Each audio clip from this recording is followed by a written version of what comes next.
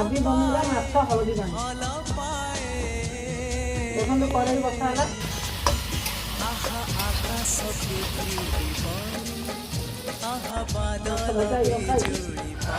ମାଛ ଭଜାଇ ରଖାଇଛି, ଆଳୁ ଭଜାଇ ରଖାଇଛି।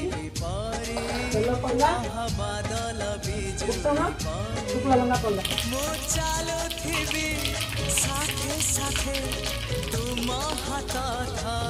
ତାପରେ କିଛି ଭୁଚିଆ ପକା ପଡ଼ିଲା।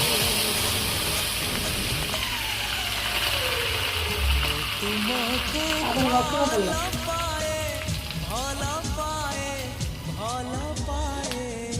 ଟମାଟୋ ପଡ଼ିଲା।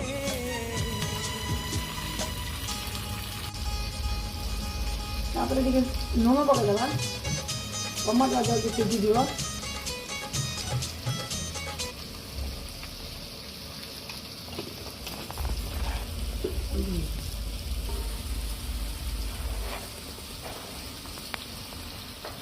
ହଳଦୀ ଗୁଣ୍ଡ ପଡ଼ିଲା।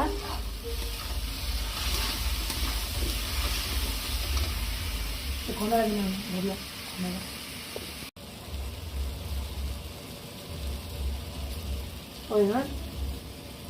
ତାପରେ ଦେଖନ୍ତୁ ଆଳୁ ପଡ଼ିଲା।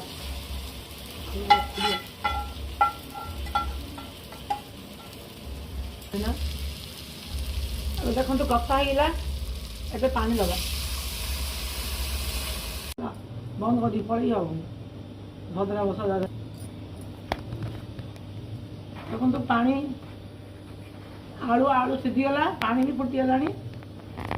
ଏଥର ବଡ଼ି ପକାଇଦେବା। ବଡ଼ି ପକାଇଦେଲେ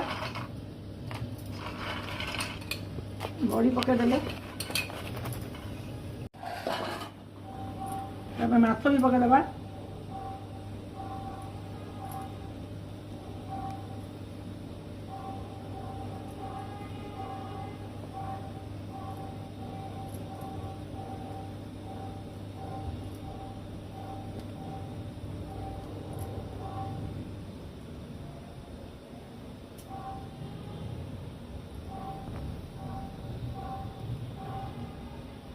ହେଇଗଲା ମାଛ ହଳଦୀ ପାଣି।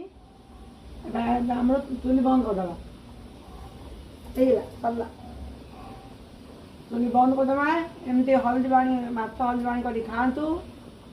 ନିରୋଗୀ ଲୋକମାନେ ଖାଇଲେ ଏ ହଳଦୀ ପାଣି ବଢ଼ିଆ ଲାଗିବ। ସମସ୍ତଙ୍କୁ ଭଲ ଲାଗିବ। ଆପଣ ଖାଆନ୍ତୁ। ଆପଣ ଘର ଲୋକମାନଙ୍କୁ ଖାଇବାକୁ ଦିଅନ୍ତୁ।